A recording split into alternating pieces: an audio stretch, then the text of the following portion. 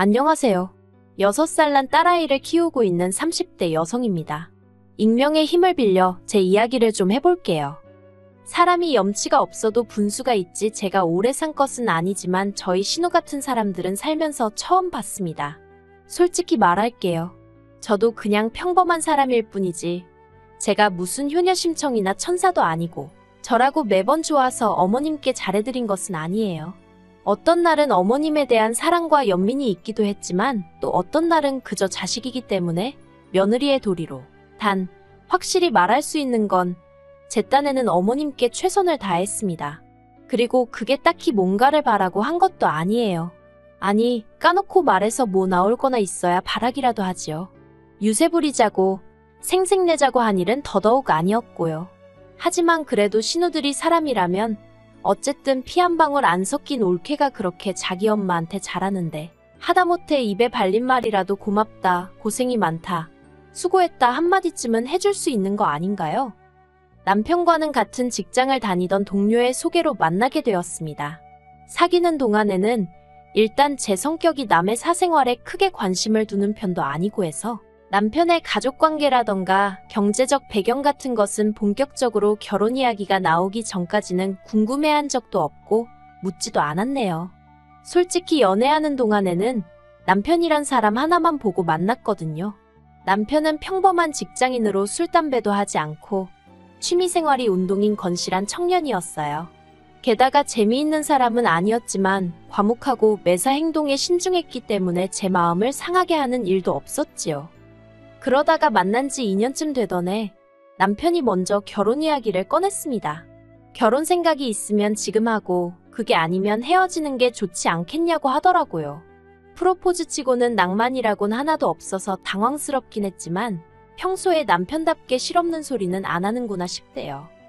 그런데 막상 결혼을 진행하면서 생각지도 못한 상황을 마주하게 되었습니다. 어디서부터 이야기해야 할지 모르겠지만 일단은 가족관계부터 이야기해볼까요? 저는 일남일녀 중 차녀로 오빠와는 나이 차이가 제법 나요. 그렇다 보니 친정부모님도 친정오빠도 매사 제가 하는 일이라면 무조건 찬성해 주었고 지지해 주었고 한마디로 많은 사랑과 관심을 받으며 자랐습니다. 반면에 남편에게는 위로 2명의 시집간 신우들이 있었어요. 아무래도 제가 이런 사연을 쓰게 된 것 자체가 신우들 때문이니 조금만 말해보자면 신우들은 누가 더하고 못하고를 따질 필요도 없을 만큼 둘 다 이기적이고 뻔뻔한 사람들이에요. 결혼 초에는 제 버릇을 고친다나 길을 눌러놓겠다나 헛소리를 해대면서 시비를 걸어오기도 일쑤였지요. 하지만 저라고 성격이 없는 편도 아니고 그런 신우들의 헛짓거리에 노란하지 않았네요. 그리고 사실 2명의 신우들보다 저를 더 난처하게 했던 건 바로 혼자이신 어머님이셨거든요. 부모님에 관한 이야기다 보니 조심스럽긴 하지만 그래도 허심탄회하게 털어놓겠습니다. 일단 저라고 아주 유복한 환경에서 자란 것은 아니에요. 친정아버지는 일평생 건설 노동자로 일하셨고 어머니는 남의 식당을 전전하며 일을 하시다가 당신 식당을 차리신 지는 몇 년 되지 않으셨지요. 그래도 자식들한테는 절대 짐이 되지 않으시겠다며 진작에 노후 준비도 맞춰놓으셨고 지금은 큰 걱정 없이 지내고 계세요. 반면에 어머님께서는 재산이라곤 집 한 채 가지고 계신 게 전부였어요. 듣기로는 10여 년 전에 사고로 돌아가신 아버님께서 보험금과 합의금을 얼마 남기셨는데 그건 진작에 먹고 살고 신우들 시집 보내고 하면서 다 쓰셨다대요. 이후로 생활비는 주변 분들에게 소일거리를 받아 하시면서 벌어 쓰고 계셨고요. 그렇다 보니 정작 저희가 결혼할 때는 아무 도움도 받지 못했습니다. 그래도 신우들에 비하면 남편은 자기가 좋은 직장에 다니고 있어서 그런지 그 부분에 있어서는 크게 서운해하지 않아 하대요. 저야 조금 서운한 마음이 없잖아 있었지만요. 하지만 저희 친정부모님도 아니고 어머님이신데다가 당장 아들인 남편도 괜찮다고 하는데 제가 거기다 대고 무슨 말을 하겠어요. 서운하지만 어쩔 수 없지 딱 거기까지만 생각했지요. 이후로 저희는 양가의 도움 없이 오롯이 저희 둘만의 힘으로 결혼 준비를 해나갔습니다. 남편이나 저나 비교적 탄탄한 직장을 다니고 있었고 모아둔 돈도 적지 않았기에 큰 어려움은 없었지요. 지은 지 20년도 넘은 아파트였지만 그래도 저희만의 보금자리도 마련했고 혼수도 남들 보기 부끄럽지 않을 만큼은 채워 넣었어요. 대신 허례허식이라 할 수 있는 예물과 예단 등은 생략했고요. 한편 식을 올리고 나서 제가 가장 먼저 했던 일 중 하나는 바로 어머님 앞으로 보험을 들어드리는 일이었습니다. 솔직히 시작하면서부터 대출까지 받은 상황이라 한 달에 어머님 보험비로만 30만 원 가까이 나가게 된 상황이 좋지만은 않았던 게 사실이에요. 하지만 보험이 없으시다 보니 당장의 병원비가 아깝다는 이유로 치과뿐만 아니라 그 어떤 병원도 안 가신 지 10년이 넘으셨다 하더라고요. 이 얘기를 들었을 땐 정말 제 입에서 아이고라는 탄식이 절로 나왔습니다. 저희 남편도 그렇고 신우들도 그렇지 어떻게 자기 어머니를 저렇게 내버려뒀나 싶었거든요. 그래서 그냥 한 달에 30만 원, 그거 원래부터 없던 돈이다 생각하고 살자는 마음으로 어머님께 저희 친정부모님이 들고 계신 보험이랑 비슷한 수준으로 다 들어드렸습니다. 남편은 그제서야 자기가 미처 그런 부분은 신경 써드리지 못했다며 정말 고맙다 하더라고요. 하지만 신우들은 고맙다는 말은커녕 그런 보험이나 들어줄 거면 차라리 어머님 맛있는 거나 한 끼 더 사드시고 좋은데 구경이나 가시게 용돈이나 좀 드리지 그러냐며 빈정거리대요. 어이가 없었지요. 막말로 자기들이 1,000원 한 장 보태지도 않으면서 말이에요. 뿐만 아니라 어쨌든 제가 보험도 들어드리고 했으면 최소한 건강검진이라던가 그런 건 딸이 둘이나 되니까 둘 중 한 명이라도 나서서 하려들어야 하는 거 아닌가요? 그런데 제가 건강검진은 어떻게 할까요? 하고 이야기를 꺼내자 큰 신우는 큰 신우대로 작은 신우는 작은 신우대로 이리저리 빼느라 바쁘대요. 그런 모습을 보고 있자니 솔직히 어머님이 불쌍하기까지 하더라고요. 모든 부모들이 다 그렇듯 어머님도 자식들 키우실 땐간이며 쓸개며 다 빼주는 심정으로 키우셨을 텐데 어떻게 저렇게들 매정한가 싶어서요. 하지만 동시에 제가 누굴 욕하겠어요. 저희 남편도 당장 회사 일이 바쁘다며 제가 해줬으면 하는 눈치더라니까요. 저도 남편이랑 똑같이 맞벌이였는데 말이에요. 그래서 결국 성질 급한 사람이 일은 다 한다고 제가 어머님을 모시고 병원에 갔습니다. 그리고는 말 그대로 머리끝부터 발끝까지 싹 다 검사를 받으시게 했지요.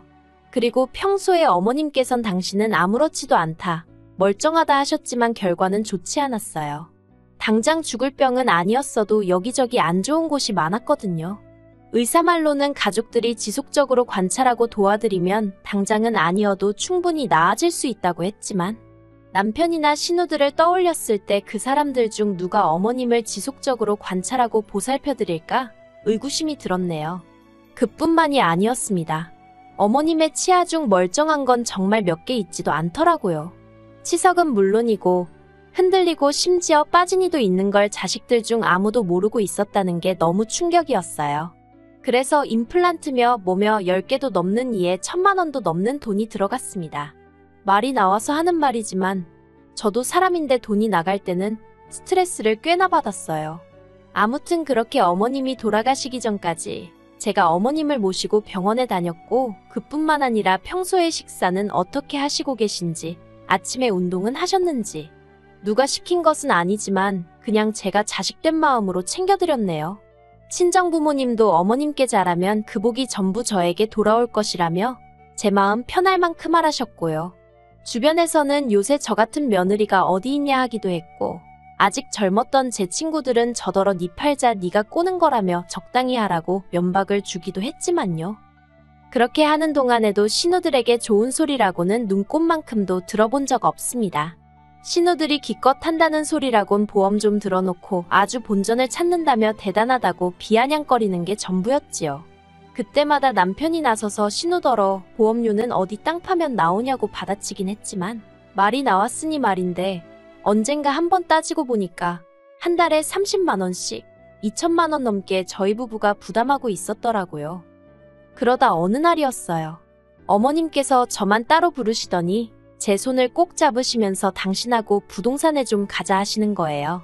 당신 살고 있는 아파트 명의를 제 명의로 바꿔주고 싶으시다면서요. 저는 생각지도 못한 어머님의 말씀에 깜짝 놀랐습니다. 남편도 아니고 제 명의로 해주신다니 그게 무슨 말씀이냐고 안 해주셔도 된다고 아주 손사래를 쳤어요. 그러자 어머님께서 지난 몇 년 동안 제가 당신에게 얼마나 잘해주었는지 안다면서 자식들도 몰라주는 당신 속을 제가 헤아려줬다며 올해 돌아올 제 생일 선물이다 생각하고 받으랍니다. 저는 못 받는다고 몇 번을 사양했어요. 사실 그동안 어머님하고 병원도 다니고 이리저리 다니면서 솔직히 저라고 서운한 날이 왜 없고 귀찮은 날이 왜 없었겠어요? 그런 때면 한 번씩 별것도 아닌데 어머님께 툴툴거리기도 했고 몸이 안 좋다고 둘러대곤 약속을 미룬 적도 있었습니다. 어머님이 어린아이처럼 저와의 약속만 기다리고 계시다는 걸 알면서도 그렇게 못된 적이 있었네요. 그래도 저희 어머님께선 한 번도 저를 타박한 적 없으시고 늘 미안하다, 고맙다는 말을 입에 달고 사신 분이셨지요.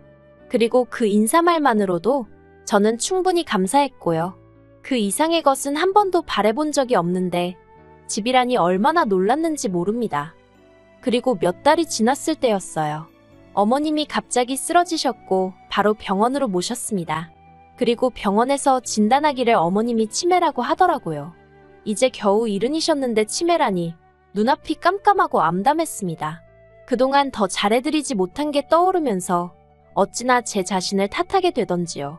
돌이켜 생각해보니 이따금씩 어지러워하셨고 전에 없던 건망증 증세도 보이셨던 게 기억이 나대요. 다만 병원에서는 별말이 없었으니 그냥 나이 때문인가 보다 하고 넘겼던 제 불찰이었어요. 신우들은 그런 저를 두고 한심하다 어쩌다 말이 많았습니다. 그렇게 어머님한테 잘하는 척하더니 이게 다 무슨 꼴이냐면서 빈정대기 바빴지요. 그리고는 신우들이 어이없는 이야기를 해왔습니다. 어머님을 바로 요양원으로 모셔야겠다는 거예요. 어이가 없어서 치매 환자한테 원래 살던 공간이 얼마나 중요한지 모르냐고, 그리고 어머님은 이제 초기 증상이라는데 무슨 벌써부터 요양원 타령이냐고 제가 화를 냈어요. 어머님은 원래 당신 집에서 살게 하시고 자식이 셋에 며느리 하나 사위가 둘 총 6이다. 6이서 돌아가면서 들여다보면 되지 않겠냐고요. 참고로 신우들 다 전업주부예요. 시매부들이 돈을 잘 버는 것도 아니라는데 뭐 하긴. 신우들이 어떻게 살 건 간에 그거야 자기들이 알아서 하는 일이니 제가 이러쿵저러쿵 할 것도 아니지만요. 그런데 신우들의 시커먼 속내를 알게 된 건 그 이후로 며칠이 흘러서였어요. 어머님이 저한테 울면서 전화를 해오셨는데 좀 전에 신우들이 집에 찾아와서는 집을 팔라고 어머님한테 소리를 지르고 말 그대로 패악질을 했더라고요. 집을 팔아야 어머님 요양원비도 내고 할 거 아니냐면서 자기들 살기 힘든 거 모르냐고 정신 멀쩡하실 때 나눠줄 거 나눠주고 가시라는 막말을 해댔답니다. 정말 이상했어요. 남편 말로는 신우들이 크면서 크게 희생을 하고 그런 것도 없답니다. 실제로 저희 신우들 둘 다 대학물 먹었고 시집갈 때 어머님이 돈도 제법 해주셨어요. 물론 신우들이야 당사자들이니까 남편하고는 또 다르게 생각하고 있었을지도 모르지만 그래도 어머님이 시조카들도 키우다시피 해주셨는데 아무튼 저로서는 이해할 수가 없었네요. 어머님께서는 당신은 요양원에 가기 싫다고 저한테 우시고 그렇다고 저라고 어머님을 모시고 살자니 옆에서 챙겨드리고 사는 거랑 같이 사는 건 완전히 다른 이야기잖아요. 이러지도 못하고 저러지도 못하고 저도 난처하더라고요. 하지만 수화기 너머로 계속해서 어린아이처럼 우는 어머님의 목소리를 듣고 있자니 어찌나 마음이 불편하고 괴롭던지 결국 듣다 못한 제가 그럼 저랑 살자고 해버렸습니다. 그랬더니 어머님이 대뜸 그것도 싫대요.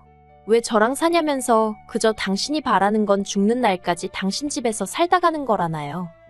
이후로 신우들은 어머님과는 완전히 연을 끊은 사람들 마냥 명절이고 어머님 생신이고 코빼기도 비추는 법이 없었어요. 어머님은 그런 신우들에 대해서 별다른 말씀은 안 하셨지만 자식된 입장에서 저나 남편은 마음이 참 안 좋았지요. 그래서 신우들에게 연락도 해보았지만 신우들은 그럴 때마다 나 몰라 하기 일쑤였어요. 없이 사는 자식들한테 돈 한 푼 줄 생각 없는 어머니가 무슨 어머니냐는 막말을 퍼붓기도 했고요. 그러다 지난해 어머님이 돌아가셨습니다. 치매는 굉장히 천천히 진행되고 있었기 때문에 어머님은 계속해서 당신 집에서 지내고 계셨는데 돌아가시게 된 건 심근경색이라는 생각지도 못한 이유였어요. 저희는 어머님의 치매가 시작되면서 어머님 댁 근처에 아파트로 이사를 했고 이후로 아침마다 남편과 제가 번갈아 가면서 어머님 댁에 들려 안부를 물었거든요.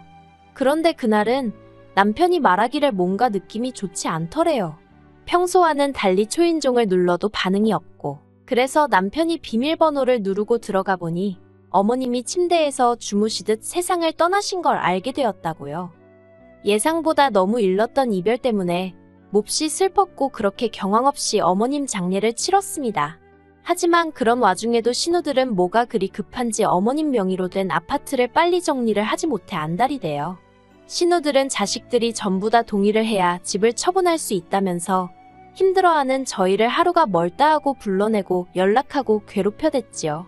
솔직히 사람이 맞나 싶더라니까요. 그런데 알고 보니 어머님 명의로 되어 있던 줄 알았던 집은 진작에 팔린 상황이었어요. 어머님은 그 집에서 월세로 거주하고 계셨더라고요. 도대체 언제 이런 일이 있었던 건가? 저도 도무지 알 수가 없었는데 신우들은 다짜고짜 저를 의심하며 돈을 어디로 빼돌렸냐고 악을 쓰대요. 어이가 없었지요. 제가 뭐 거짓말을 했거나 정말 신우들 말대로 어머님 재산을 빼돌리기라도 했으면 어떻게든 덮어보려고 거짓말이라도 했겠지만 한 게 없는데 무슨 변명을 하고 거짓말을 할 수 있었겠어요.